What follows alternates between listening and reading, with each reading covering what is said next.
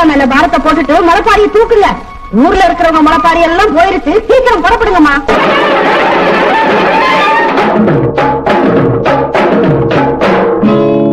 அள்ளி கொடுக்கும் நல்ல மனசு